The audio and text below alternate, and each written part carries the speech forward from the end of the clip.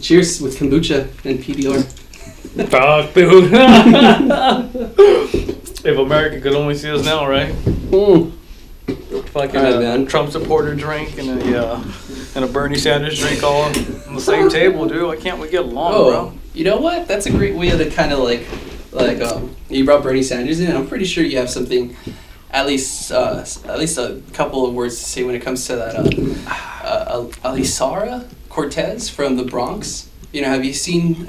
Dude, she's like 30 years old, or Are you sure that's her name? Something Cortez, Alicia something Cortez, or I think it's Ocasio-Cortez. Yeah. Yeah, dude, Yeah. she's pretty hot. Where are those women, dude? Yeah, dude, she's. Where are those beautiful, articulate, Yeah. sexy women? You know, I've never looked into her background to see just like what's her background or like education wise or anything like that. I just kind of assumed she was like a political science or something like that major, but I don't know. I mean, it seems like it, but she's so young, dude. She's Yeah, she is. 30. Yeah, and she was a bartender supposedly before. Yeah, she was a bartender. Fuck. Yeah, but I don't know if she she did it, a but bartender to a congresswoman in less than 6 months. Like, that's definitely something that like nobody would have thought that would even be possible 6 months ago or a year ago. But something that obviously we still don't know if it's going to happen or not, but do you feel like that blue wave is going to come in November? Do you think that's actually like yeah. Or is it more just we're tuning into like the wrong channels and we're kind of just assuming it because we like see it on CNN and stuff like that? But Yeah, dude. I mean, I don't know. Yeah. The polls and one thing that I have do have extensive knowledge in. Not really. I know I took a course. That's more than I would say 99% of the people in the world. But when I was studying my undergrad, one thing I learned is that when it comes to free media that is accessible to everyone, there's always going to be money behind it. Yeah. Not saying that like there's a certain agenda, but the agenda is always going to be make money. Because these television companies are not companies, they're corporations. Corporations are always trying to make money, they're always going to be struggling for profit. They're never going to be doing good enough. They always want to do better. That's just the monster of it. So, in order for you to view something, they're going to want your attention. And yeah, they want you to agree with what they're saying, like they're trying to appeal to you, just like any salesman. So when they appeal to you, they're always going to have somebody there who's opposing you, because then you can also be like, "Oh, dude, this guy's fucking stupid." Like I'm agreeing with what the channel's saying, but this fool's stupid. Like they know their audience and they work their audience, and eventually ratings get you more money. And with that being said, they're going to say, oh, the polls are going in this general way, or they're going in this general way. They just want you to lure you in. If Donald Trump is true in the fact that he says that it's fake news, it's exaggerated news. Not saying it's fake, it's just exaggerated. My apologies. Sorry. So, I feel that the polls will always say this and that and this and that. From what I've studied through, everything that we do, everything we geek out on, everything you geek out on, the history and politics. Everything has its cycles. Once it goes one way, it'll come back the other way. Just like in fashion, it goes one way, it'll come back the other way. Tight jeans are in, now baggy jeans are coming in. Now tight jeans, you know what I'm saying? It goes back and forth. And I mean, this is the most Republican we've had it for a long time. Does not necessarily mean there's a lot of Republicans. We're just in a Republican era. Because we just got over a very democratic era. It's the pushback from the last 8 years, right? Exactly. Yeah. So, yeah, I mean, I don't know. People can. I feel through the internet, and I feel through getting exposure to different types of life, Instagram, whatever it is. My personal opinion, I feel kids are being a lot more tolerant nowadays. Tolerant towards fake or towards Any towards being anything and everyone. I guess, right? Or tolerant towards people. Tolerant towards people. Oh, okay. That's what I meant to okay, say. Yeah. Okay. Tolerant towards people. Yeah. I So, agree. you know, trans kids are now like cool now. Not. There's a whole bunch of it's a spur subject we can get up to. Yeah, but they're very accepted now. Like when before it was a taboo. Now it's a taboo to be not accepted towards those. Yeah, exactly. Towards those types. Exactly. Those kinds of people. I couldn't agree with you anymore. Yeah. I mean, at least in the bubble of LA. Yeah. You know, like that's for sure one of those qualifiers you kind of have to put in that statement from people who have only been raised in Southern California. We definitely have like been influenced by our culture and our culture. You know, we recently went to that Paramore concert last Thursday. Oh yeah. One of the first things that they said is, "We love coming to LA." The feeling of acceptance towards all like races, creeds, sexualities is like there's no other city like that. I mean, of course, it was kind of to like hype up the, you know, everybody cheers and yeah, cool. Yeah. But there is a certain part where I'm San like, I Francisco's mean, like that. it's probably different than Oklahoma City or something like that, or I mean, let's say like Salt Lake or something like they're like, I would say they're or Tuscaloosa, Alabama. Oh man, yeah, that'd be great. But That's fucked up. there is definitely that when. By the way, if you want some, you can have some. No, I'm good, man. Thank you. Yeah, they're for sure. But I mean, because we see it through media, and all media, in my opinion, kind of stems, at least liberal media, that what I try to watch like 80% of the time. You know, because I try to watch 20% of like Fox News. Nah, I can't go that too far. But like, dude, yeah, like Ben Shapiro. Have you heard of that guy?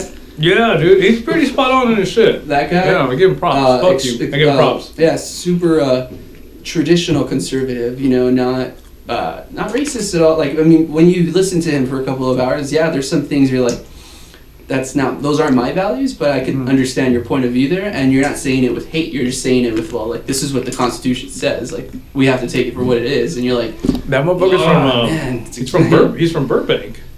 Really? I mean, so I don't think he's like from Alabama. I think he's just a local. Yeah, he's definitely, and even that shows a level of acceptance that he does have towards cultures. You know, that he doesn't have that racial bone, but he's super conservative still, right? Uh-huh.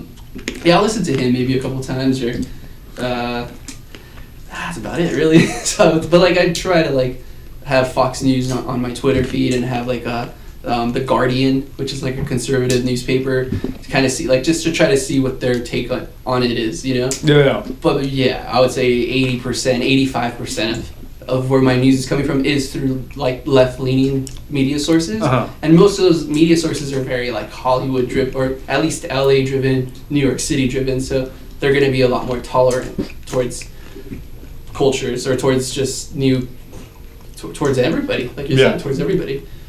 But that's like a whole other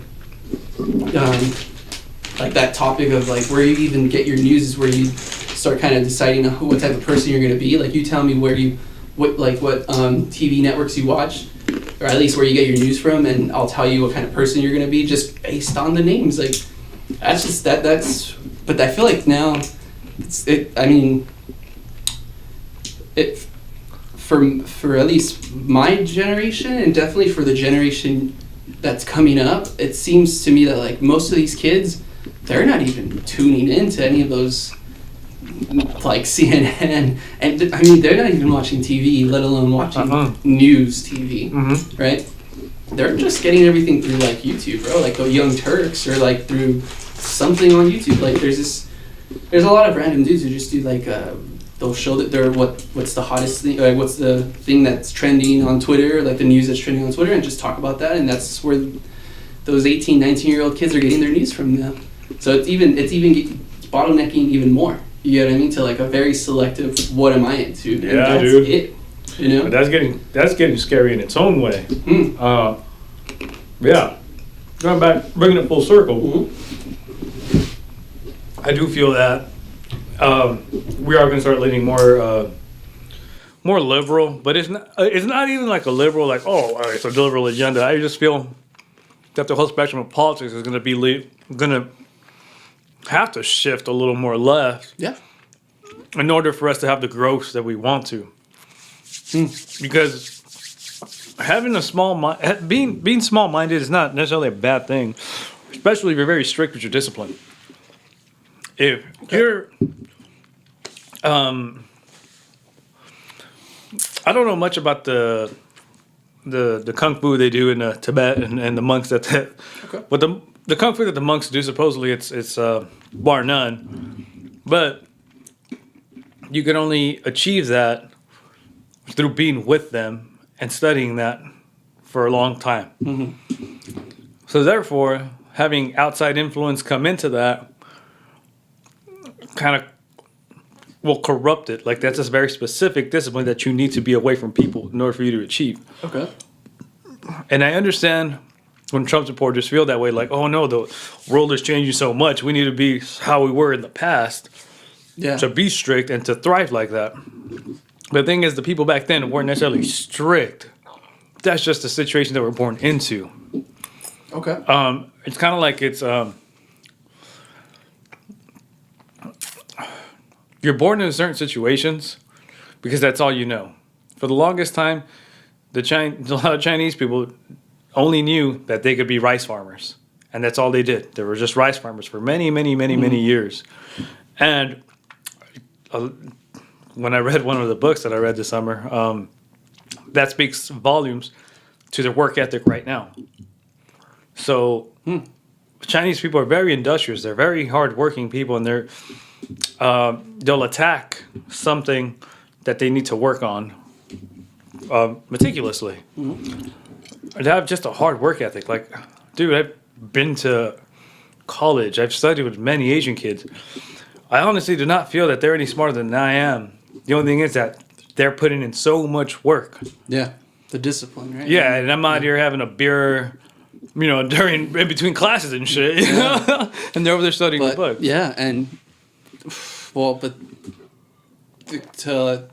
just to add a little on that, but that's why suicide rates are so high when it comes to Asian men, right? Like, or especially like Japanese. Yeah, men, they drink Chinese a lot, men. supposedly. Yeah, The pressures of success are so high that if you're not succeeding or if you're not reaching the expectations that your family was giving towards you, they feel like a failure. Although they might be like a great accountant or something, but they didn't make it to become a lawyer or a fucking doctor or something, but they're just a really good accountant, and they still feel like they're not worth, like, there's that weird, like, stuff, like, it's definitely, like, it's the good and the bad, right? Like, I mean, there's definitely, like, it balances out when it comes to that sense, but, it is one of those things that you see and you're like, Dad, like, what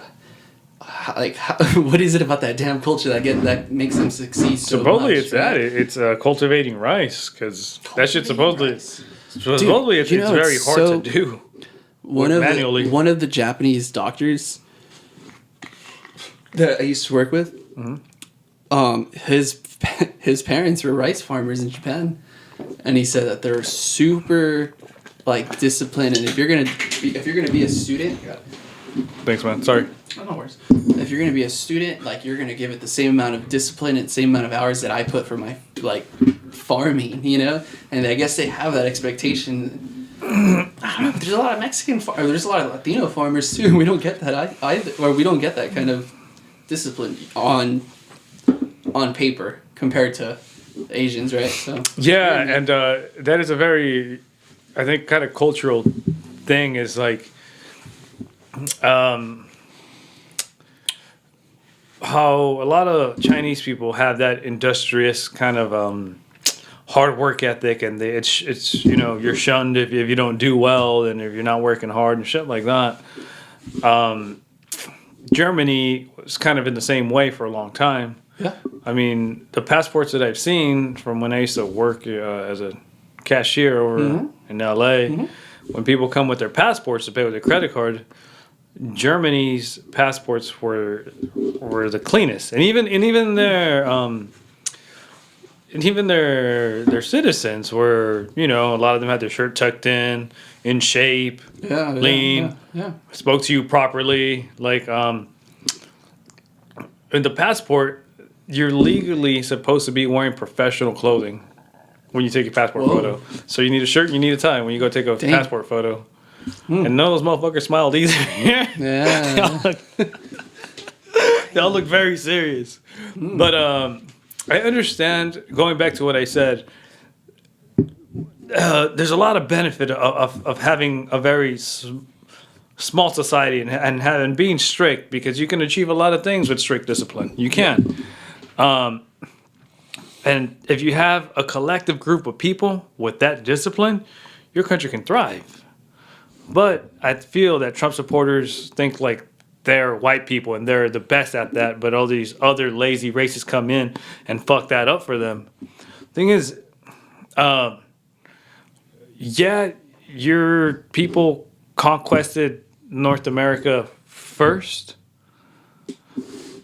but that doesn't mean it's yours. Like, we can, you know what I'm saying? Yeah. Like, we're gonna come in too, and we're gonna try to prosper just like you guys did. Well, but you're giving us disadvantages by trying to say, oh no, like, fucking this race, we're gonna put a fucking travel ban from this country. We're gonna arrest all the fathers from your community. And it's not just Mexico, right? Like, I mean, look at what he's doing right now with all the tariffs and having basically like economical, it's not economical warfare, but it's close to it with China right now. I mean, he's close to like $100 billion in tariffs with China, and China said they're going to respond right back. And it's that exclusionary way of thinking where, like, let's make sure all these invaders, in the sense that they see it, are not going to come and take our jobs. When the reality is, and this is like the funniest thing, that like, this one really trips me out. I don't know how you feel about this one, Edgar, when it comes to, especially with like, blue collar jobs, manufacturing jobs. Like, I mean, we could, like, I would say most of the people I know understand that the problem in factory jobs right now isn't competition with people who are undocumented. It's more like your job's going either outsourcing somewhere, either some in like Singapore or Thailand or something, or just robots are taking it. Like, a robot could do what 6 of these guys were able to do, and that job isn't coming back anymore. And even if it is, you're not going to be working it, man. Like, this one robotic arm does what 10 of you guys did in a way more efficient way. Mm-hmm. With less error, with less percentage of error because human error is probably way higher. Less health benefits you got to pay. And less health benefits you have to pay. That's 6 less and that's premiums. The weird one, man. That's the weird one where when I talk to, or when I wish I could talk to like a good intellectual professor who is a conservative like that. I'd be like, what's your opinion on that? Like, how can you say that these that building the wall makes sense to guard people from jobs, when most of the jobs are not going to get, like, they're not coming, like, this I mean, he's a salesman, and he's selling those people the idea that those jobs are going to come back eventually, but are they? Like, like, dude, it's a tough one, man. Like, I don't, people say a lot of shit, but like, actions speak stronger than words, louder than words. I think that's what it says. Yeah. I have and I think I've told you before, I bought actually stole a Donald Trump tie. No, I'm joking. No. Borrowed from a friend. Donald Trump tie, and it was made in Mexico. Yeah. So to me that says, okay, you're Donald Trump, bringing jobs back. You could have brought jobs back when you were when you were a businessman. Yeah. You had the perfect opportunity to do it then. Why didn't you bring some jobs back? Yeah. I don't know. It's just little things that I've noticed, and what I've held what I should hold more people accountable for is their actions. I almost flaked on you today. And I felt really bad. Like, oh, dude, you put in the work to put in the table. Like, I'm willing to go. I don't know if it's cool with your, with your folks or whatever. Sorry. It's all right. And I'm pretty sure everybody who's going to watch this podcast, which is, let's say, 5 or 6 of my friends and random person who just try to, like, I've Googled what's a good algorithm or what are hot keywords to put on YouTube to get more views. Like, I've done that. Or I just have a lot of, like, late nights. Where you get the creative juices going. They're just, just relaxing. Yeah. Those vape pens are amazing, Vape pens. And, so, yeah, I've went down that rabbit hole a couple times. But, I mean, most people fucking know where we're at right now. But, yeah, like, that action speaks, going back to your point, that, like, doing that action, it speaks volumes way more than just... Exactly. And,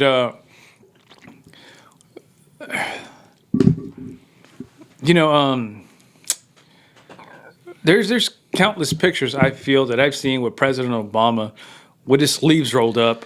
Yeah. Fist pumping some. I saw when he's fist pumping one of his. Did you see that when he was fist pumping one of his White House workers, the guy that was just cleaning the trash cans out or something.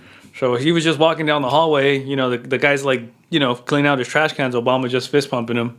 Dude. Yeah. And to me, that speaks volumes. Such a polar opposite of what a person, like what an American is, from Obama to Trump right there. Yeah. But, yeah, dude, I feel that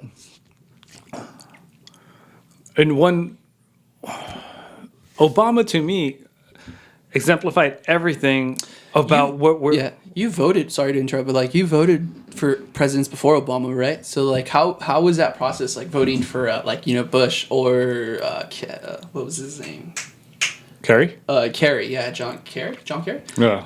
How was that how was that process compared to what it was, or how, like, your emotions were when it was Obama running? Like, did it feel different? Because I wasn't able to vote for him. Like, I was 4 months under actually 18 when that happened. But did it feel different? Like, was it? Actually, no. Actually, no. I think by the end of the Bush served 2 terms. I don't know how. Yeah. In my presidency, in my lifetime, I saw the presidency be stolen 2 times by the Electoral College. Yeah. With George Bush the first time, George Bush Jr. the first time, and then Trump this time. But no, during that time, I really didn't pay attention to politics because to me it wasn't. I'm like, dude, really, John McCain against fucking Barack Obama? Like, dude, that's a mismatch. To me, that's like Barack Obama was going to steamroll you knew it for sure. That dude was already building up steam. I was like, I probably don't even need to go out to vote for this guy. Like, honestly, like in California, you don't need to really vote for a Democrat in California. Like, we're going to win the Democratic Party anyway. But no, it wasn't nothing historic. I mean, it was historic to see a black dude get voted in office. That's for sure. But I think I'm not sure if I cried. I'm not sure if I cried for the first one or for the second time. Yeah, one of his inaugurations. I think the second speech, man. Like I don't even remember what he was talking about. I just remember going or just being in that space of hearing him. In his inauguration speech, it was the first time because it was the victory speech where I think he did in Chicago. In Chicago, and dude, like that day, because I had it like I was coming from the generation where like the Obey shirts of Obama and the posters that was like the Shepard coolest, Fairey. Yeah, that Shepard Fairey poster, like changed I really my love life, Shepard Fairey, man. My opinion, I have that sticker. Dude, original still. I was selling it, and I think somebody wants to buy it. So really, I don't know if I should sell it or not. That shit's historic, dude. It's in mint condition from Shepard Fairey. Yeah, man. I should get him to sign it. Yeah, I mean he lives in what's it called? Like it's some really weird like hipster place by Silver Lake. It's called like Frog Town. Have you ever heard of that place? Never. Such a weird. It's not even a real city. It's like Like a little district. yeah, it's like next to Eagle Rock or something. And it's called Frogtown, which is basically like where all the artists were. But that's where Shepard Fairey has a studio. But anyways, yeah. Like Obama, that day, I'm pretty sure I got watery-eyed. My mom cried. My mom was crying for sure, and my dad was like, "Wow!" Like, I mean, it was just there's so much emotions going from like, oh, dude, there's like now like even though he was an African American president, like just any person of any ethnic background that wasn't white felt like, oh, like now anybody, like now any ethnic group could be a president. Now it went from now anybody, like a reality like you can't take anybody for like as a joke running for president now, because look at where we ended up. So there's been 2 significant presidents that have like totally revolutionized my idea of what a president looks like and what a president's supposed to be. You get what I mean? Absolutely. Now imagine kids like in like 17, 18 where they're just seeing this kind of guy. In one part it's cool because now they have this sense of like, you know, not rebellion, but like of questioning the system and questioning why, like there must be, come on man, like and this has always been my, like if there's no how is it possible that it's harder to be a president than it is to be a doctor? Like, I'm sorry, dude, and he's an economics major, like that's what he studied in Princeton, but I know this sounds like, oh, well, that sounds wrong, like there could be some, like now you're like you're making it more difficult or it's easier for a politician to become corrupt. But this is a good question to ask you. Do you feel like at least a president should have a good, I wouldn't even want to say a bachelor's, like I would say even a master's degree at minimum on something that's, see, because I guess economics is something that people do very like value, but like but in like political science or in history or in something that's like in civics, right? Like or in that like what's the word, like something planning, like city planning or something, like and to be a professional in that instead of just like, oh well, I'm a great businessman, that's why I should be qualified for this. Mm-hmm. Like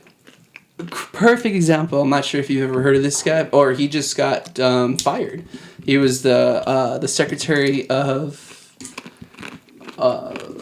he was in charge of the FDA or like anyway, this guy had a fucking degree in like horses and like a question and whatever the actual word is for taking care of horses. Mm-hmm. And he was the FDA, or he was the Scott Pruitt, I think that's what his name was, but he just got like fired like two weeks ago. Mm-hmm. And this guy had no background in, it was not the FDA, like the environmental agency, EPA, yeah. EPA, and he got fired, and he has no environmental studies. That's for me, like when you think like this is, and I've had this conversation with my friends. It's like, well, yeah, dude, but like government doesn't work that way. I'm like, but like every other profession does. Every other profession does, bro. Yeah.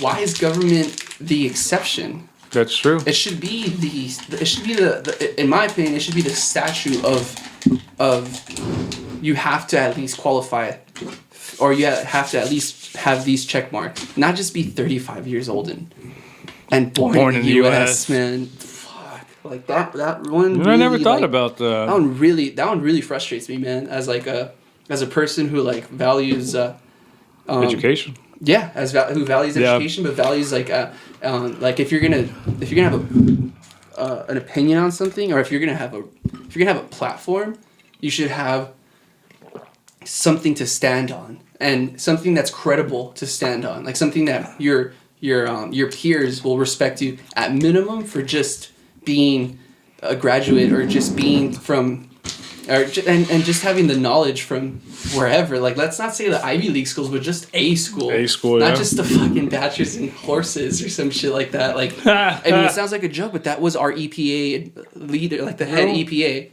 It's insane, man. You know? Fucking ridiculous, dude. Dude, yeah. Yeah, I mean, I agree with you 100%. Because it's always the dumbest motherfuckers that have the biggest balls. You know? Yeah. Not exactly the most skillful motherfuckers, but the guys who got the biggest balls, you know? And they could totally be in the military, man. Go for that, But don't run the country, Mm-hmm. Like, let the people who actually know how to run things or run government run a country. There's a quote that I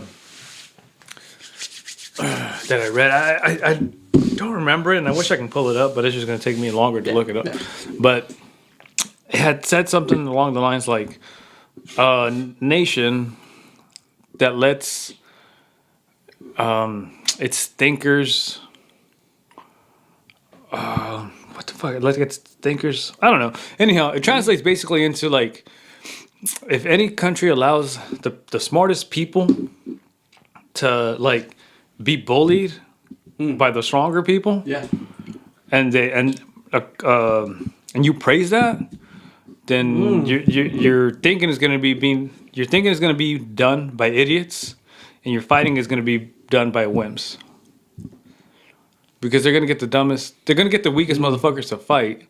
Okay, that's who's going to push in the front, and they're going to get the dumbest motherfuckers, the big chest thumping, knuckle dragging pieces of shits. The ones that, like, no one stands up to them. A mobster mentality kind of person. Right? Yeah. Who is like, give her this money and tell her to shut up or else. Like, I mean, this is the kind of characteristics our president has right now. That big boss mentality. Exactly. That mafioso mentality.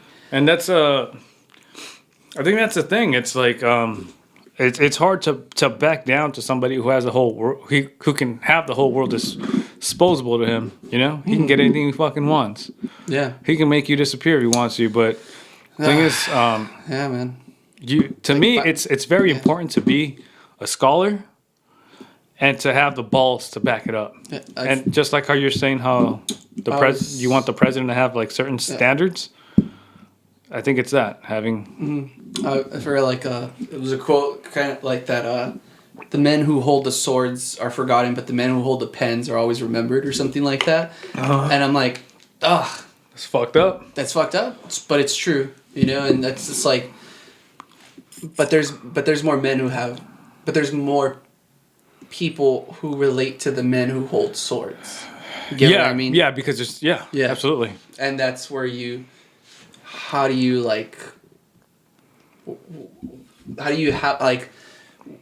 connect to those people without making them feel inferior than you, or making them feel lesser than you? And I do feel like a big problem with, like, Democrats trying to relate to Republicans is that idea of like don't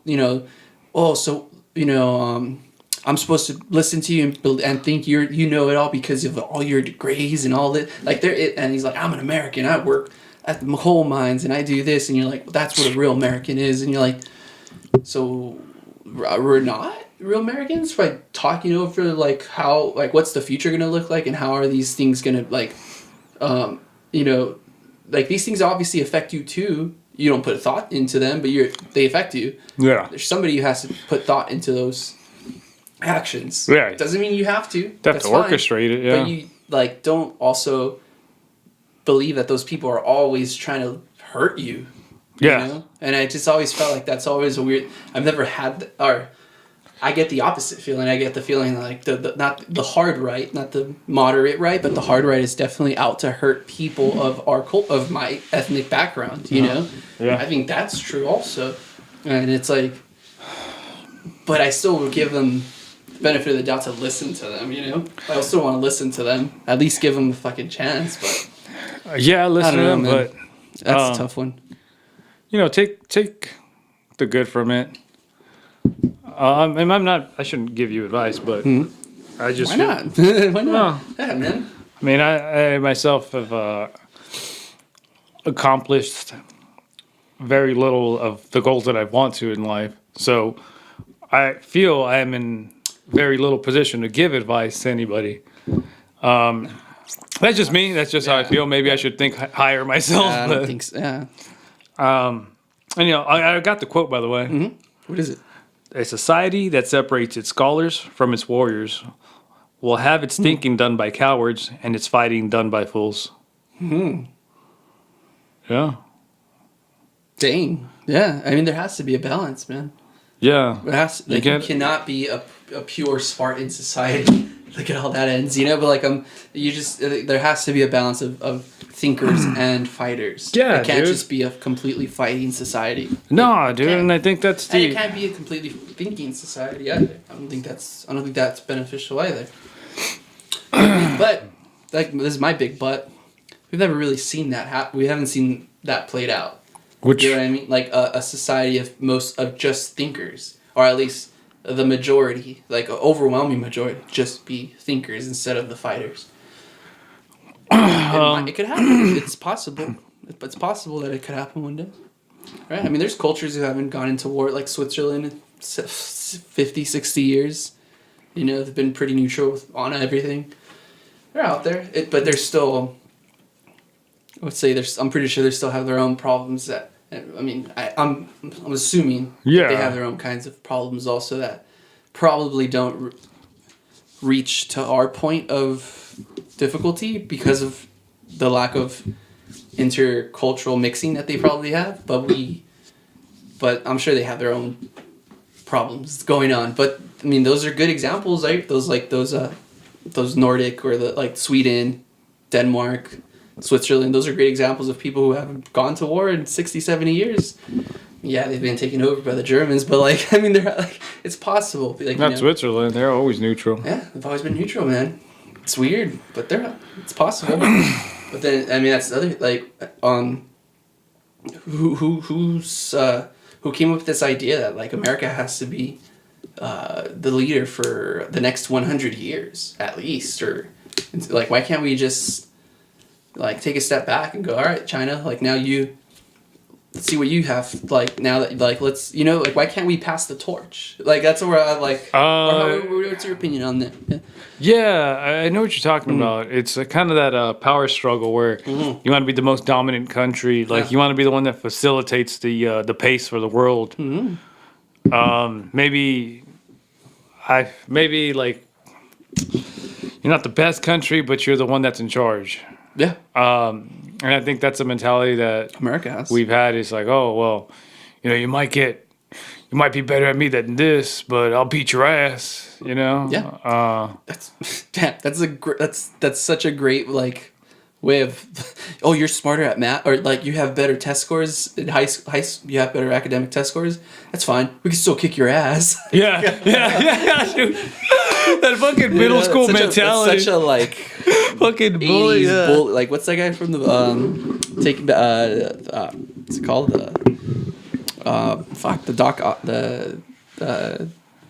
the time machine fucking movie, the car. My God.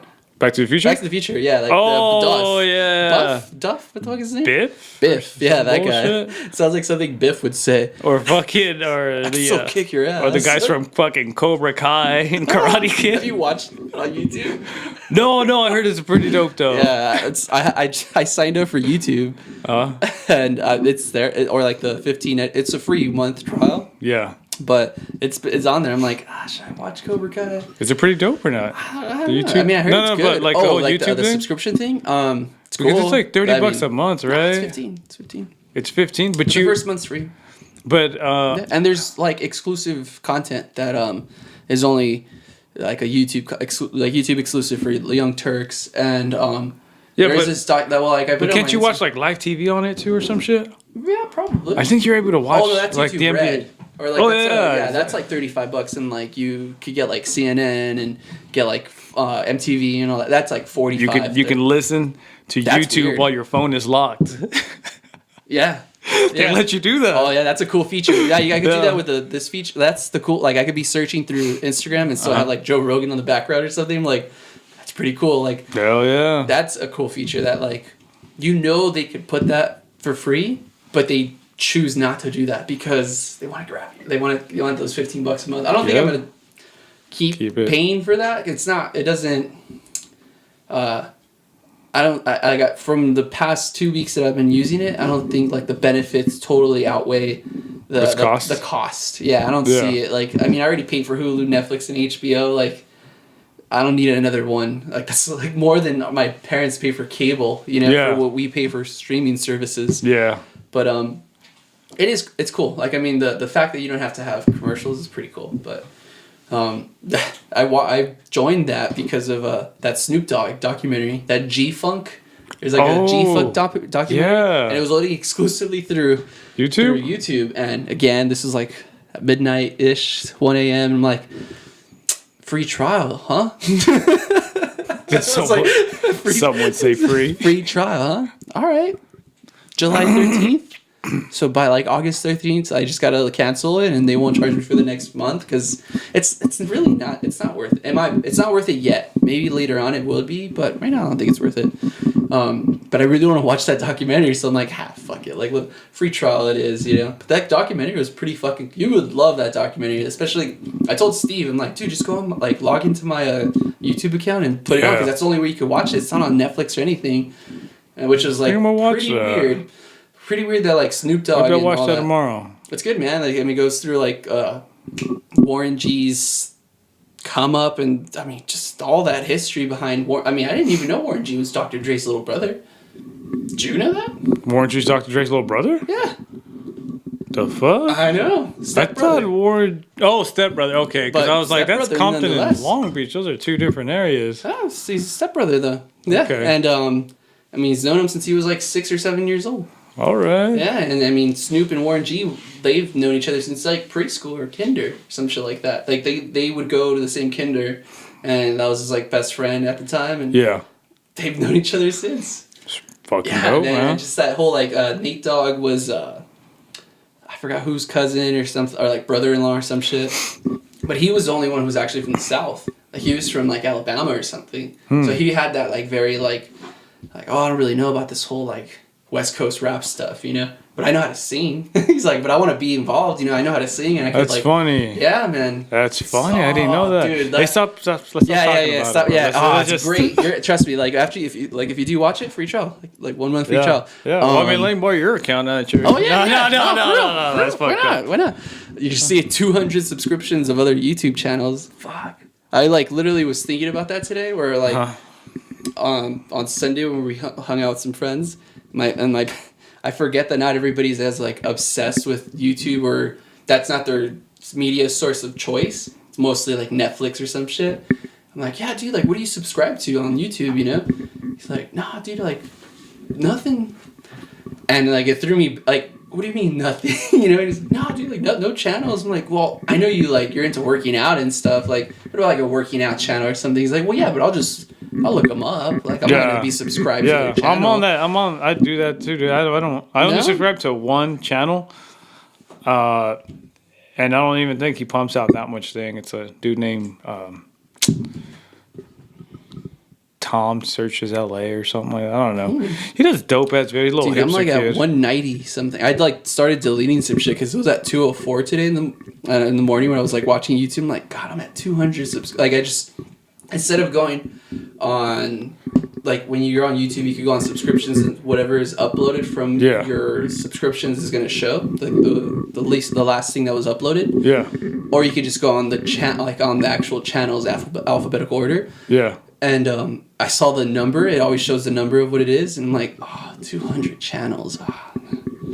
There's like some audio stuff, like music production stuff. There's like some arts. It's just like, it goes to show how like, fuck, Angel's like really into some random shit. Like just, but it's like, okay, I can see why he like watches First We Feast, like the Hot Wings channel, like, you know, the Hot Wings stuff. You ever seen that? Like where like the guy's interviewing people and he just eats hot wings. No. It's like one of those it's a random shit, but like he'll get like Charlize Theron and like fucking like really pretty famous people, you know, like who show DJ Khaled has done that shit, you know, like some random fucking people. But yeah, I noticed but it's not just me. Like now you start talking to Lila and Luna and them, and they're like 60, 70 channels, and they're 8, 9. Shit. Oh yeah, dude. Oh yeah. I didn't know that. Wow. Yeah, man. Yeah. I have my little nephew, but he likes taking selfies. But does he go on YouTube? I don't know. I don't think so. Dude. But Noah? I mean, he's relatively young. I think he's about to be 3 this year. He goes on like Ryan's Tour Review, which is like No, that dude is 5 million subscribers or that some little shit. dude is very that guy's- advanced, man. He's taking a shower with $100 bills every day if he wants to. Honestly, he shits money like just from reviewing toys. Like that's how he started off. You know? Oh my god. Yeah, man. That's a weird one. Yeah, dude. Like I said, it is definitely becoming more of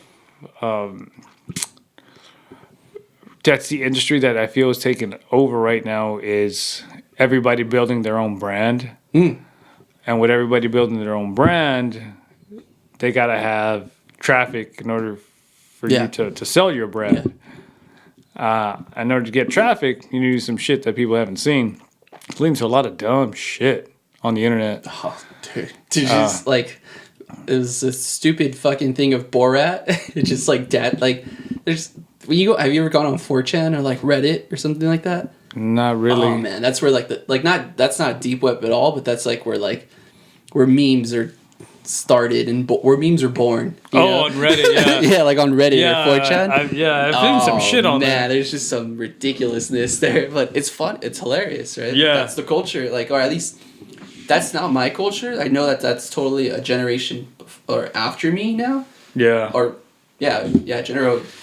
like that's the new generation that's coming up with that stuff. But man, they're so like.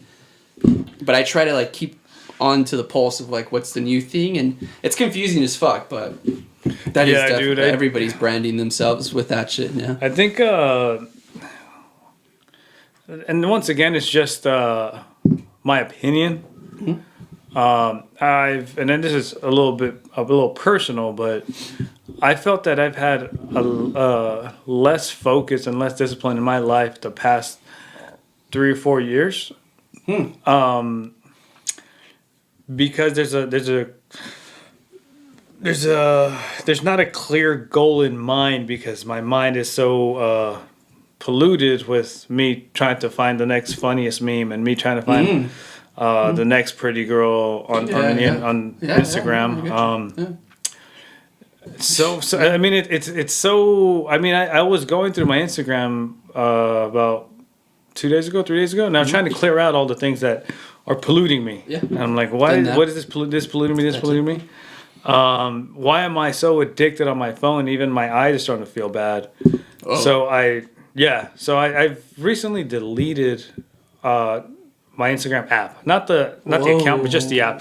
But I've did it throughout the year. You know, I did it like during the week, and then on the weekends I would have it.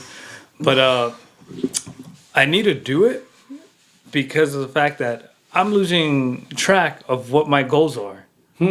Okay. I'm spending so much time on the phone that it's affecting my actual life.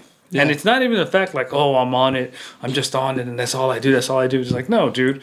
I go through my 8 hours of work. Maybe I check my phone 3 or 4 times throughout work.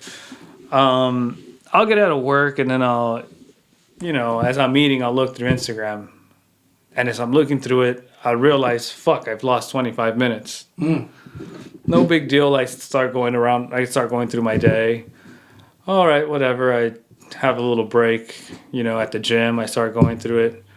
Oh shit, I was supposed to be home 10 minutes ago. It's like you're like looking through Instagram. At the gym. Yeah, at the gym. Yeah, I like as I'm cooling down, or I'm in the locker room as I'm untying my shoes or taking a dump and looking through that. It's probably the deadliest thing to do. Deadliest in the sense of like you could take 20-30 minutes of like it was a 5-minute shit. Yeah. But it just turned into a 20-minute one because like that's your excuse to start looking through that. Yeah, that's for sure a thing. Yeah. And that's a real thing, dude. So anyhow, I recently deleted that, but going back to what I was saying is trying to bring it full circle. So that's my personal part. And this is still my personal opinion, is that we're going to have a lot of issues with mental health because there's a lack of clarity in people's focus in life. Yeah. Because of the fact that they're being exposed to, little 9-year-old girls fucking driving Bentleys. Or girls that act fucking beyond retarded.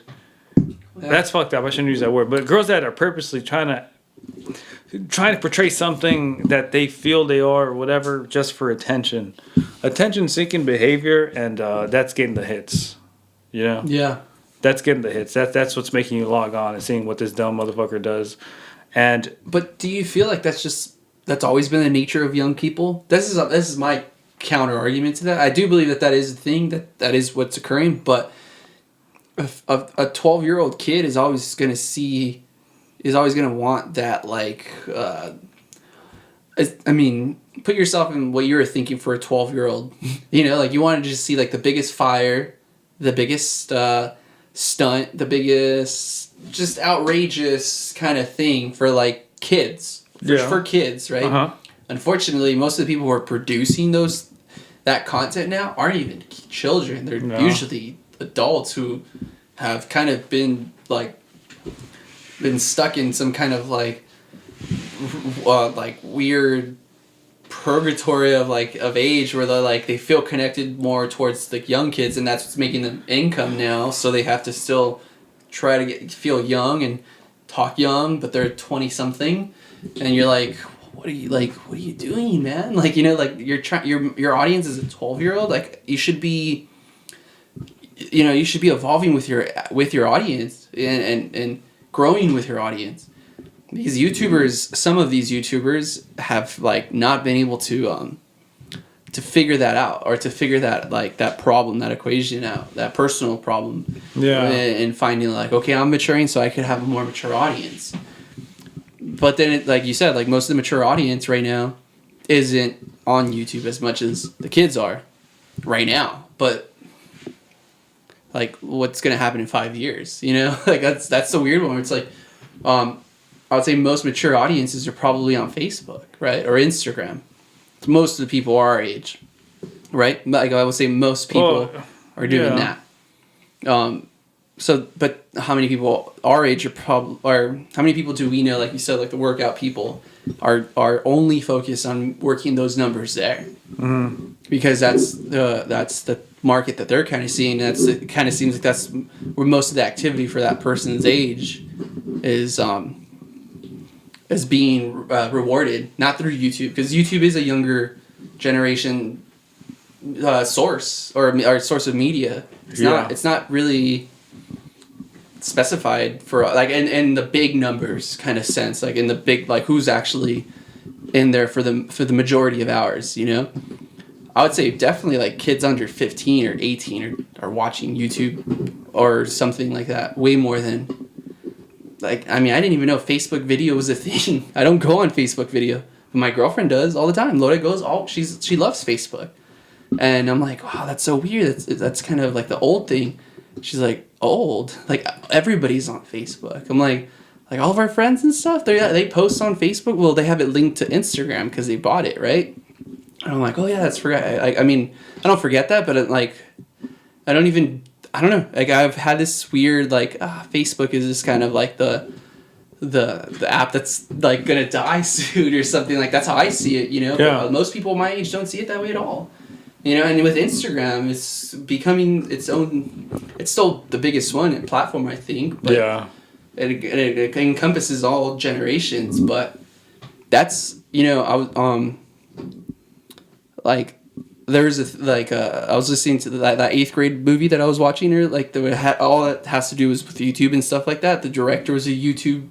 What's his name's Bo Burnham. what's the movie called? 8th grade. It's called 8th grade. Oh, dude, it's in theaters, isn't it? Yeah, dude, best fucking movie. Oh, dude, some best good movie I've movies seen have been this year. coming out, dude.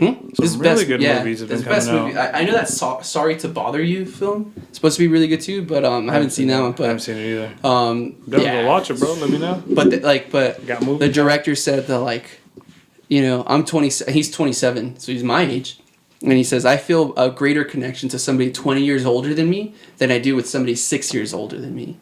And he's like, and let me and if you ask somebody my age, you're gonna get that kind of response, because generation gaps are getting tighter and tighter, and that's something that sociologists and and our studies don't we haven't even been able to like adapt our type of studies to understand that that's becoming a thing now. That like, oh, millennials are 20. Like, you're a millennial. Do you relate to 17-year-olds, 18-year-olds? I like the shoes they wear. They got some dope ass shoes nowadays. Yeah. Dude. Yeah.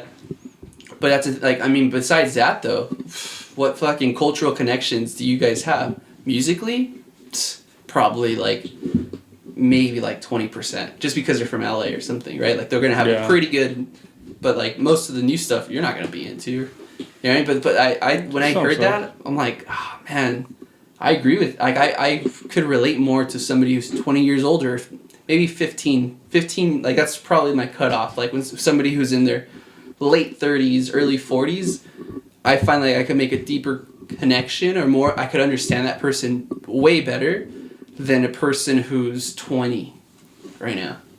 Because they're just so like, they're so different in the way they were raised with the internet and stuff like that. Because the internet changes so quickly, you know? Yeah, dude, it's that is, I don't know what that's gonna turn into. I wish I knew, but Yeah. In no other point in history have we had wisdom and just basically everything accessible to us right away at your fingertips. Yeah, man. I mean, the Aztecs, through hundreds of years, were able to figure out in which way the sun points certain parts of the year. Mm-hmm. You know? And I mean, they were so mathematically advanced that they set up their pyramids according to, I think it was the lunar cycles, weren't they? Yeah. So that's what they had to study. That they had to look up to the sky and figure that out. But now, I downloaded an app on my phone. I can point it up into the sky and it tells me where the stars You have are. that app? Oh yeah, dude, it's just bad as fuck. Is it super cool? Yeah. It's cool. What's the name of it? Somebody told, or I think Loda's little brother told me about it, and he has it. Yeah. Actually, I think I maybe had shown it to Lode, but it was at Steve's house. Oh, Skyview. Skyview. Okay. Yeah. So yeah, dude. I mean, right now I can see where the fucking stars are at, but That's dude. amazing, dude. It works okay. Wow. I don't think it's as accurate as people think it is, but That's amazing. especially here in the city, it's good because you only see like one bright star. Yeah. So it's like, well, what star is that? But I'm gonna try it this Saturday, which I think I'm gonna be a little bit further away from the city, where I'll be able to see more stars. Cool. Like Palm Springs area or something like that? When I think of a little far away from the city to see some stars, you don't have to see the exact location, but like around a certain, like Northern California or more Southern California. Yeah, definitely not LA. Dude. I mean, you have to go as far as Palm Springs to definitely start seeing some good stars. You know, like a good amount of stars. But yeah, like man, like when people say, or when people talk about seeing like the Milky Way and seeing the clouds and all that, like the cloud of gas. I've never seen that, man. Bro, I went to... Yeah, let me pee before we... go ahead, bro. We're going to get into star talk, and that's awesome. That's awesome.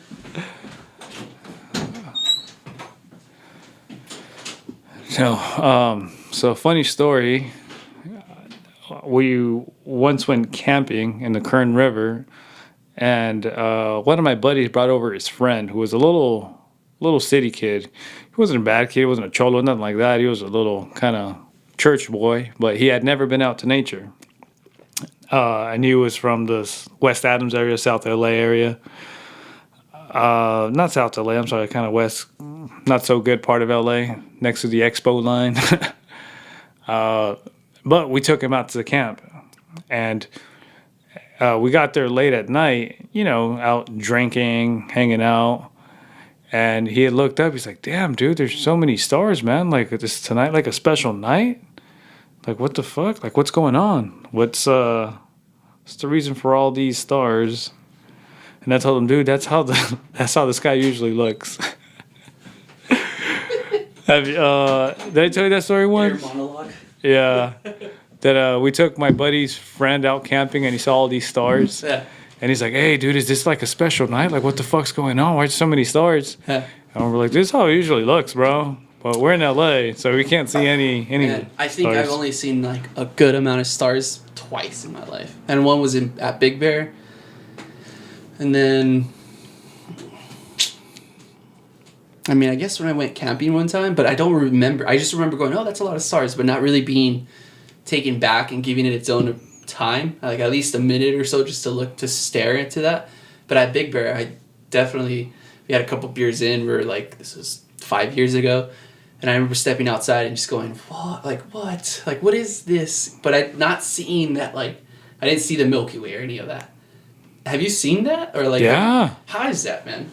Fucking insane, dude. Like, I went to my buddy's house in Colorado in Aspen, and I got there Dope. late, like at 2 in the morning. Dope. Yeah. I got there at 2 in the morning. I got to his house and I look up and fucking, it's clear as Did it day. feel surreal? Or Yeah, no, it definitely did. Cause I'm like, what the fuck? I'm like, bro, it's like, is that really the Milky what's Way? going on here? Yeah, like, is that, I know I see stars. See, my thing is I always thought that the long exposure or the camera captures that, but your eyes don't really see that. But then I heard that your eyes, and I'm saying like heard as in the past year, I didn't know this last year, that you could actually see the cloud. Like you could actually see the clusters of stars getting closer and closer until it's like a cloud.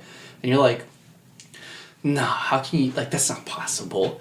You're like, no, that's what people see every single day. Yeah. Like, I can't even imagine that, dude. That's how disconnected I am from, like, above, you know? Like, that's that's crazy. Yeah, dude. It's a wonderful thing to look at and to study. And supposedly we have more knowledge about the sky than we do about the ocean. Yeah, I mean, but if you really think about it, we know more about the sky because it's the things that hinder us are like gravity. But the things that hinder from underwater investigations is water. Yeah. Yeah. The pressure of the water underneath. That's just...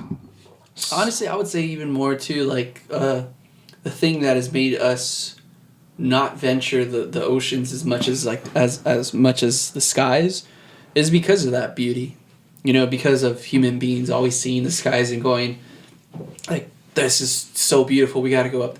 And like the further you go into the ocean, it's just dark. I mean, let's say 100 years ago, 200-300 years ago, not like in the past 100 years, it was always the unknown, the great unknown. But how are you going to get through, like you said, how are you going to get through that pressure of going under and like further in, further? And I just, it was more convenient to just look up and go, I really want to study that, instead of going, well, I mean, this looks like water. I mean, even, let's say I think, like, I remember one of my history professors said that, like, until the 1900s, 90% of all human beings have never even touched water in their lives, or, like, the oceans in their lives that were, like, alive. Because you have to think, I mean, before 100 years ago, man, most of the people who lived in farms, which was most people, what was their point? What was the purpose for them to even go to the ocean? Let alone venture off like 30, 40 miles in to go like, whoa, like I wonder what's down there. And they didn't. I mean, I don't think it's as aesthetically pleasing to the eye, the ocean, at least the deep ocean, compared to the stars. There is something way more beautiful in looking at the stars than looking at the ocean. Which, aesthetically speaking, absolutely. Yeah, man, you know, and I'm pretty sure that's why we know more about the sky than we know about the ocean. You know? 'Cause it's like, I mean, that's gonna change a bit. It'll also soon change, but yeah, like for sure that's because of just stuff that I've never even seen, like that you've seen. That like, I can only imagine how like our ancestors must have looked, or how they must have felt when they saw stuff like that. Like you said, like the Mayans and stuff like that. They were so good at studying the stars that they were able to do that stuff. I see maybe 10 stars a day. Yeah, in Pico. Like that's the kind of light pollution we're in right now. It's sad, man, but I mean, at least I live to that. Like I'll own it, you know? I'll own the fact that like we don't see that kind of thing here. Yeah. It sucks. You say you see about 10 stars a night? I'd say so. How Maybe many? less, man? Yeah. Fucking knows. How many man. stars you see during the day? Well, one. I was gonna see if I could get. Yeah. Fucking nerd mode. See, look, dude. That's why I can't pull one over on you, smart dudes, man. I work around a bunch of teenagers, bro. I can do that shit to them all day, man. Just trying to be 101, motherfucker. Yeah. Shot block of 10. Yeah, dude. All right. Well, before we end this, like, it's one-ish. There's one thing I wanted to talk that I like. I know I even posted that on Instagram. Like, I want to talk about this one because, like, you know, it hits home for most people, our culture, or most people that every person I know at least knows one person that's gone down that like dark road of substance abuse issues and stuff like that. Mm-hmm. But I'm gonna use this one as like the tagline for like the video and stuff like that. Yeah. With that Demi Lovato. I don't know if you've heard about this, or I don't even know if you know who she is. Yeah, she's that singer. She's pretty hot. Oh, she's beautiful. Brunette? Dude. She's like. In my opinion, she's the new J-Lo for me. Like, for me, it's like, just beauty-wise. But her story... she's one of my favorites, too. Her story, her talent, dude, like, that woman... That girl, I think she's younger than me, so I can say girl. So, that girl can fucking sing her ass off, dude. Yeah. It just so happens she decides to make pop music. It's like Mariah Carey or, like, Ariana Grande. One of those girls who, like...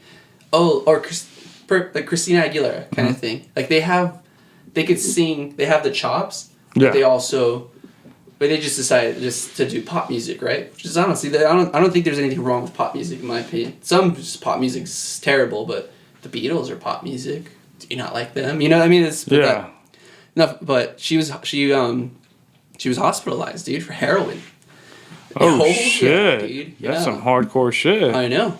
And my question to you is like, not really knowing her. I mean, you know, just kind of seeing she's a child star. You know, she was in Disney Channel. Oh yeah, with like Justin Timberlake. Yeah, and shit? yeah. No, she's younger than that. She's younger than like with Miley Cyrus and those girls. She was like that generation. Yeah, she's like 23, 24 probably. iCarly and shit. Yeah, like iCarly and all that shit. That gen. Miranda Cosgrove. What did she do? That's iCarly. That's iCarly? Yeah. I love that show. Did you actually like that show? Or, I never seen I love like the first season or two of that show. That was the show where I was 19, 18. I would still like secret, like, it was one of those like, you wouldn't talk about it with your friends. Guilty pleasures. But you all knew that you guys all still watch Nickelodeon. You know what I mean? Like, where you're like, yeah dude, like, well, how was the game this week? Oh, it was cool. I was like Carly this week. You're like, dude, it was pretty sick, right? I don't know what you're talking about, but it was dope. But I don't know what you're talking about. It was like our junior year when we still kind of talk about that. But yeah, she's part of that generation. And oh damn, it got really loud. So yeah, but my question to you is like, do you think that like Hollywood is way too much pressure nowadays? Because that girl, like, she'll Instagram all day. Kind of like going back to everything we were talking about. She'll post stuff on Instagram. She had a whole documentary on YouTube about her. She's had substance abuse issues before. Like she had a heroin addiction before. She got like she went to rehab. Nuts. This is like she went in rehab like at 18. Oh shit. Oh yeah, dude. Jeez. Yeah, then she's had she was a child star. That kind of makes fucking sense. Life, you know. But she's a child star. Yeah. You know. Do you think it's safe or would like that's all right. One question would go, do you think the pressures now on Hollywood are intensifying because of social media and because of the spotlight issue of like always letting know your fans what like staying up to date on a daily basis, which is what she does. She like posts on a daily basis. Mm-hmm. And then also like would you feel comfortable in the future having, let's say like your future kids going, I want to get into that industry, into like the Hollywood industry. Mm-hmm. Like, what are your opinions on that? Because we all. Yeah, I work in a center that deals with young kids and addiction. It's part of the reason why I'm kind of getting burnt out on kids because it is a generational thing, and I'm getting to the point where I personally feel that my time as being a mentor for the young kids it's on the way out. Because I do feel that the problems that they're having need old school solutions to fix, and I myself have not mastered those old school solutions. So I feel it's this point in my life. It doesn't make sense to. I've never taken a Xanax in my life. Yeah. I've never really had to deal with antidepressants. My antidepressive medications. It's alcohol. In my opinion. Yeah, you know what? Yeah. I guess, yeah. So I'll agree. that kind I'll say of that. kind of led to a path that I really didn't want to go down. And at my life, I wish I would have been a little smarter and dedicated myself to healing my wounds as opposed to trying to drown them. But Yeah. I have drowned a lot of my wounds through going to the gym, doing dope ass shit, hanging out with really good people, listening to some good music, whatever the fuck it is. I wish I It's would not have. drowning though. Eventually, if you can do shit that's dope as opposed to you moping about things, you eventually let go of things. You come to terms with things and accept them for what they are. So I haven't had issues with antidepressants. I've been depressed in my life, but never so depressed where I'm like, oh, I'm going to kill myself. Maybe I love myself way too much. Maybe I think I'm the shit. Yeah. And that's just me. That's just, I don't know if that's the card that I was dealt. That's the life that I just chose. But I have never gone through a lot of the things that they have. I came from a divorced mother. She got beat by my dad, and then she abandoned. My dad abandoned my mom, my brother, and I, and she was 24. And she was 24, and I was 3 years old, and my brother was 5. And she was an immigrant on top of that. So, Shit. anyhow, I felt that I had got dealt a pretty bad card. I've worked through it. I've dealt with a lot of the demons, and still now I still see some of the issues that I struggle with, how they derive from that. But I never had to deal with that and a drug addiction. Yeah. I've never felt per se that addicted on drugs. I just felt I drank a lot because I was a fucking idiot. Yeah. Not necessarily that I was addicted I to agree, it. man. I mean, That's a weird right one, now right? I didn't drink a man. beer. No, that's a weird one. No, I mean, not that, but I'm saying like that like there's definitely a sense of, and that is totally the Chicano in us, or like the I'll admit it. I have way too much pride in my family to take hard drugs. I don't like there's a certain line that is unstated, you never talk about it in the sense with family and stuff like that. But you know where that line's at. At least I do. Yeah. And I know that like for some reason, and it's like you said, like we don't deal with substance abuse issues because most of the time it's just not even part of our it's not even part of our conversation with people who really do I mean, one thing you kind of saying is like there's a certain core that you have of family tradition and values that you're like, oh man, I can't do this one because I know like the kind of shame or like the kind of stigma that comes I'm with. depressed, man, but I'm not gonna cross that line. You get what I mean? Yeah. Because I've been at that moment where I'm like, oh, do I want to do this? No. Like, I don't want to OD on something. No thanks, man. I'd rather pass on that. You know, and a lot of people find it so weird that I don't do harder or I've never even done harder drugs like that. Yeah, and I think I'm totally in love with that like rave scene and all that stuff, but there's a line there. And I know most people don't have it, and I could only imagine. But that's something that our family, at least my family, taught me. And now it's like, not to say, like to feel superior than somebody else. That's just my tradition, you know? And I love my tradition for that. Yeah. Now, getting back to like like you're saying, like how can I understand and relate to those kinds of like situations where a person's just been through so much and they're just so the way they're brought up is so different than the way I was brought up. Yeah. And not even just with age and culture, but just even but say even race and at cultural backgrounds, right? Like, how can you? But I think, like, ultimately, like, and where counselors and those kinds of people come in, like, that's why you have to really find a way of,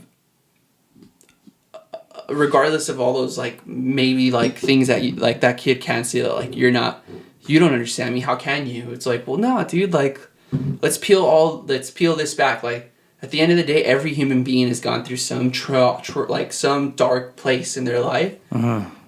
Sure, yours might be darker, but it's still dark. Like, the darkest dark, or the lowest low of a human being, in my opinion, is still going to be the lowest low from the next person, because they have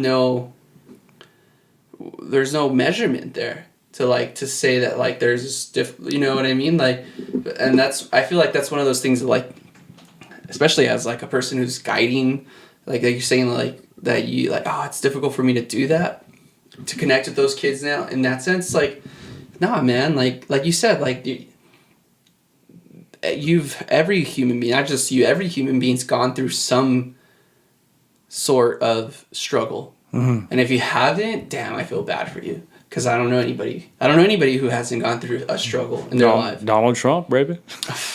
I'm pretty sure he's gone through shit, right? Like, I mean, from what he's been I've through heard, a few like, divorces, but he's been through divorces. But I heard his dad was, like, an asshole to him, like a complete asshole to him. Like, he went to boarding school. You know, his mom was, like, out of the picture. You know, like, yeah, you start, like, you know, like why is he the way he is? It must stem from his childhood, or from. I feel like all human beings stem from their childhood. You just get older, but you still have those childhood. You're like, oh, you live and you learn and you live to forget, or you embrace the past and you just try to connect to somebody else. It's the best thing you could attempt to make. But now, if you're saying, like, it's so difficult to do that, like with kids these days, it's getting more difficult to do that. I mean, because I don't know. Issue is, and I've probably stand behind this, is that a lot of the problems in the world, and a lot of the problems humanity has had, it's just problems they've had in the past. It's just evolved in a certain way, where in the 70s you had a lot of issues with smoking and the dangers that brought about, and it's just, I guess, like a generational thing where the players change, but the game stays the same. Yeah. In a certain way. Yep.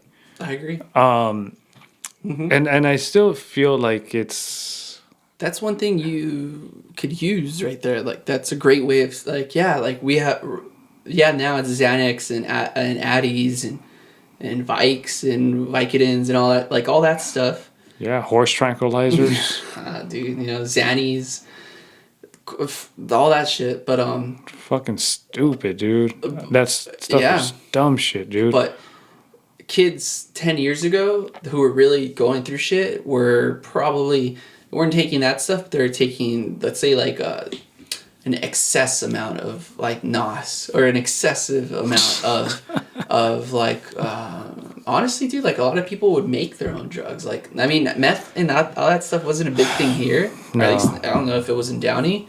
No. They would make their own, like they would go to Walgreens and buy, like, drugs that were over-the-counter drugs, and if you take 10 of these, you could get, like, super high. I remember having friends and having people who I would hang out and, like, what are you on right now? Oh, I'm on, like, 10 Centurins or some whatever fucking over-the-counter drug that, like, somewhere on an online blog. Robo tripping. I don't even know what the fuck that is. That's where you drink an entire ball of Robitusms and yeah, man, start acting like a robot. Dude, yeah, that's Robo. You never heard that? I've never done it, no, and I have no intentions of ever doing it. But I think it's because of the codeine, isn't it? Yeah. Well, there's and that scissor, yeah, all that scissor and all that shit, you know. But but heroin's always like that was always not a thing here. But I'm pretty sure there was a kid or two that I know probably that is in that route now, or is probably gonna get towards that route one day. You feel bad for them, you know. You're like, God, like Yeah, dude. that's a tough one, man. But that's like just going back to that, like that child star mentality to get to that, like. Yeah, Fuck, dude. man. Like, imagine not even having a childhood to It, like. it holds no discrimination, bro. Drug addiction, Yeah. it holds no discrimination, bro. Like the poor, the rich, the black, the white, the gay, the straight, it affects all of us. All of us. It's a weird one. I do fucked up feel one. that there is certain ethnicities and certain ways that kind of certain lifestyles that scar you a lot more when you're younger. I know a lot of Native American people drink a lot, Yeah. and I know Biologically, right? That's like they're not meant to. They're not. Their body isn't capable of drinking drinking whiskey, or like their gut bacteria still hasn't evolved yet or something. Like, They still got that indigenous blood. Yeah. I'll tell you right now, dude. I'm pretty sure there's parts of our family, including myself, where we're not the best drinkers, and we know that that's the indigenous side of us. Where like that's the what is it? That's the fire Indian of us, or like the red Indian of you. You know, and I'm like, well, yeah, dude, because we're all mixed in Mexico. You know, more than others, some more than others. Yeah. But yeah, there's definitely that part that you're like, God, like, man, I'm definitely Native American because it affects the way I drink and probably does, man. You know, but the people in the reserves, and I mean, I've read all that stuff, man. The Indian reservations, and like they're just biologically they weren't ready for that kind of. They weren't ready for this invasion, dude. And it's. Well, anyway, I don't want to go. I do want to go down that rabbit hole about civilizations and how they've advanced, but that's just too. More on the drug. More on the drugs. But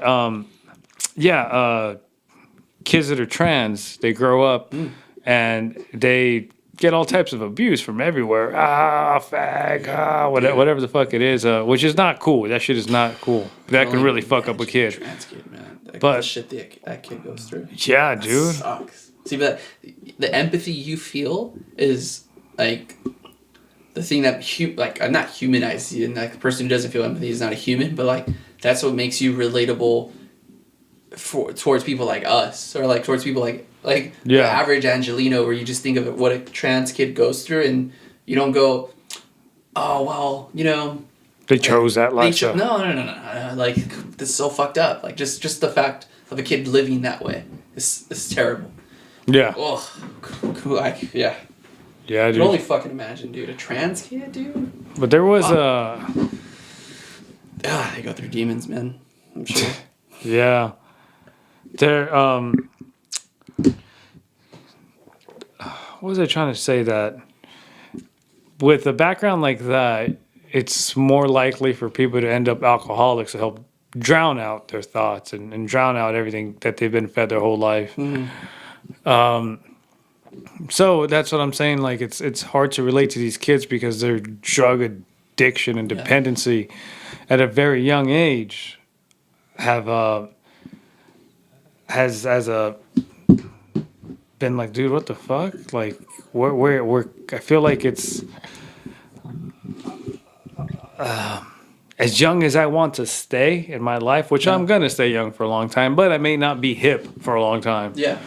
So the hipness of these kids is evolving very, very rapidly, where it's cool to be hospitalized in certain groups, you know.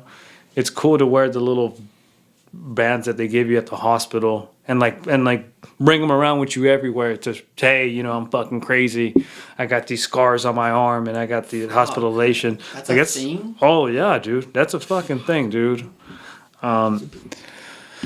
It's fucking stupid as fuck, man. And it saddens you, right? Like, I mean, at 17 years of age, I myself felt like I was ready to take on a lot of parts of the world. Like, I was ready. Dude, I agree. Yeah. And I was so more optimistic in life at 18 than I am now. I'm still optimistic about life in the future, but I was you should way more like I remember going, fuck yeah, the world's not ready for me. Like, that kind of mentality. And Kids don't fucking have that, man. Like, they there's don't have kids. that. And I'm only saying this because I'm bitter because I had a bad day at work. No, I didn't have a bad day, but this whole week. But it's been fucking ridiculous because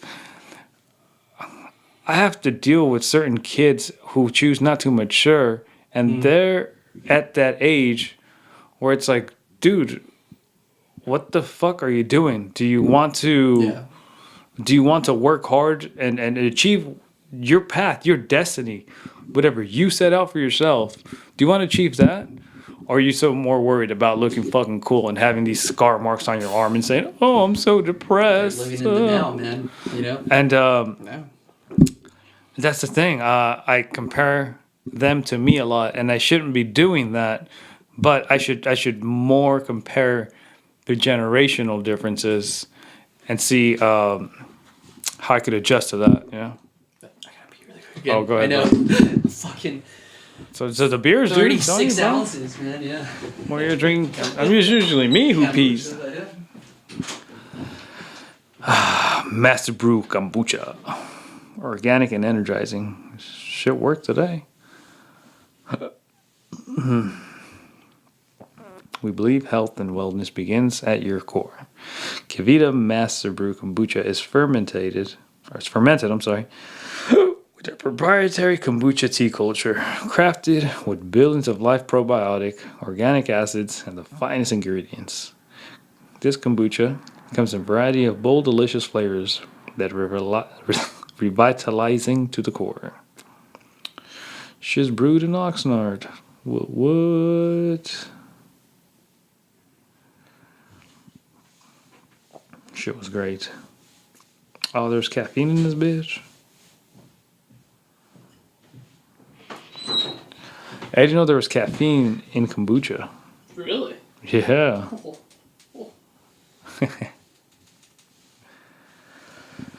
It's all good.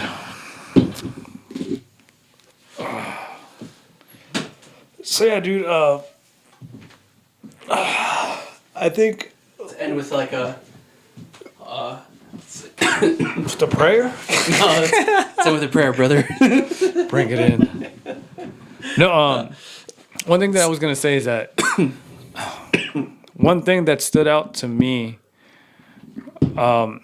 in athletics, in life, in almost anything, is somebody's ability to adapt to what they are, to what they need to do, and to me that separates the good from the greats. Well. Nice, man. That separates the, like, damn, dude, you're really good at fucking throwing that right jab, but it's like, well, how about the fighter that can beat you in whichever way that he wants to? Like the great one, like the king. Oh, like LeBron James. Dude, I'm so excited, man. I was having Excited? Oh wow! I thought you were gonna say the complete opposite. no, dude. Gee, are you kidding me? Oh, I have a brother-in-law who will say the exact opposite. Yeah, but the thing is that the certain individual, Yeah. your brother-in-law, Fucking. What up, Steve? Steve, if you watch this. But I've had this conversation with him that, and there's a lot of people like this because I have a cousin like this as well, is that people tend to get caught up with individuals in a team sport. Oh, yeah. And the thing is, if you look at LeBron James individually, oh, dude, he left this team, or he did that, or he's a big flopper, whatever he is. That's your own way of looking at things. I myself am a fan of the Lakers before I am a fan of Kobe. Well, like you were just saying, man, a fan, or what makes the greats, is that adaptability. Mm-hmm. And you could say like Kobe adapted with a new team, a fresh team with Gasol. That 2012 or whatever, 2010, 2011, 2012. Everything between 2003 to 2008, Kobe stuck it out because no one remembers the Lakers from 2003 to 2008. Yeah. Like, name one of Kobe Bryant's teammates during that time. It's a great point. I mean, when did Gasol come in? That's where 2008. That's that new era. That's the new era. Like, I mean, that's how we start forgetting about certain years and go eras. What were the eras? The Shaq era, When did that Gasol era? You're saying it's a 6-year difference. Yeah. But he's stuck. He's stuck around. Stuck He around. was able to adapt. LeBron is the complete opposite, but he's one of the greatest who's still, like you were saying, he's so adaptable to the team. He is. He's a fucking coach, man. In my opinion, he's a coach. He might as well be a coach, you know? I mean, that's another conversation, but he does have a very high basketball IQ. And this is a conversation I was having with another one of your brother-in-laws. Yeah. But yeah, I was trying to explain that at what I had seen in LeBron James this past year, he took a team who was there was no other anybody else on that roster did not deserve to be a starter besides LeBron James. That team was fucking terrible. Kevin Love played terrible. J.R. Smith played terrible. Tristan Thompson, yeah, he's okay. He's a big body, but still played terrible. Yeah. The entire team played terrible. And not only that, they changed his team halfway through the season. He got into the playoffs as a 4 seed, LeBron James and the Cavs. They struggled in the first round. They struggled in the second round against Boston, Yeah. which should have They won. won a game 7, right? They went up to Yeah, game I think 7? so. Yeah, think so. yeah, tough, Think so. tough series. Loved watching that series. Yeah. And then they went to the semis, to the conference finals, and they beat the Toronto Raptors on a sweep. They swept them. So the 4 seed battled it out, and they swept the Eastern 1 Conference seed, champions. yeah. They swept them. They went into the finals and got swept. Yeah. To me, whatever you got swept, had the Cavs won that game 1, it would have been a different series. They probably still would have lost in 5 games instead of 4. But to me, it spoke volumes to the ability of what LeBron James can do. Because he took that shitty ass team. Yeah. He took he had 2 different shitty teams, one shittier than the other, one shittier than the next, and he still took them to the playoffs. He still took them to the finals. Yeah. And I think LeBron James is trying to evolve himself as a player to take on the new challenge. LeBron James, if he wanted to go to the finals, dude, he could have gone to any team he could have gone to Philly. He could have gone to any team, but I think he knew he's like, hey, this is my opinion. I feel that he was like, okay, I got a brand new, fresh team. That the players are amazing. The Lakers have an amazing team. People don't really know that because it's had a young team who really is there to orchestrate a young team with a young coach. There really wasn't anybody. But now you're putting, arguably, the greatest player to ever play the game with this young team. And LeBron James wants to evolve. LeBron James no longer wants to be LeBron James. LeBron James has been the best player in the league. Ever since Kobe's been out of the league. But even before that, he was still going to championships when Kobe wasn't going to championships. Yeah. But he has done everything imaginable as a basketball player. I think he wants to evolve now to a point where he wants to dish the ball out, develop a team, play in the way that the West is playing, because ain't nobody gonna get past the Warriors. I think their biggest test is, let's see how they start playing against Houston. You know. Well, Houston lost some pieces this year, so Houston might not be the same. Really? They lost Trevor Ariza, then they lost somebody else. But I think they might sign Carmelo, but Carmelo is deadly to any team. Really? Really? Yeah, dude. Oh, deadly to the team? Like, as in the team will fail because of Carmelo? Oh, okay. That's just deadly as the he's like a killer. I'm like, not really. Well, I mean, he does shoot a good He's 3. good, but he's like really bad luck for being in a team. That's what I'm saying. He's deadly for your team. Yeah. That's like the Carmelo factor, dude. The guy's insanely talented, but what do you do for your team? Worst luck in the NBA history. Not worth luck. Nah. Just bad timing, or gets in temes in the wrong time. He's not the leader he thinks he is. Yeah. Yeah. Yeah.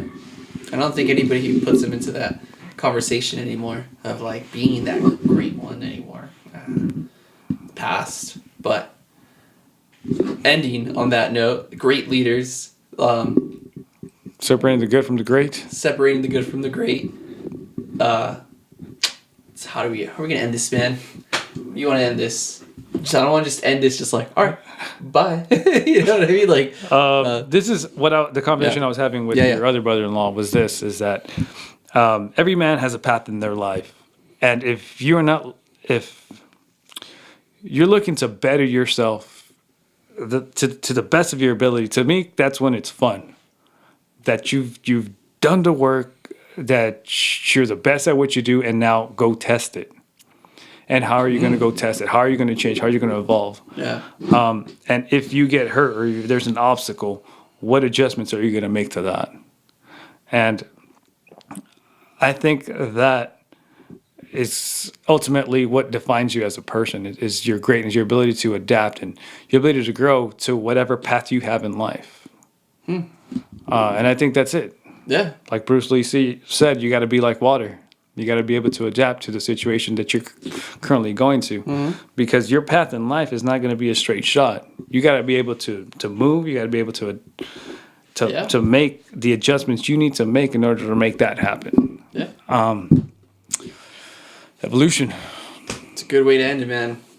Be like water. Be like water, my friend. Yeah. Although we didn't drink water at all. I decided.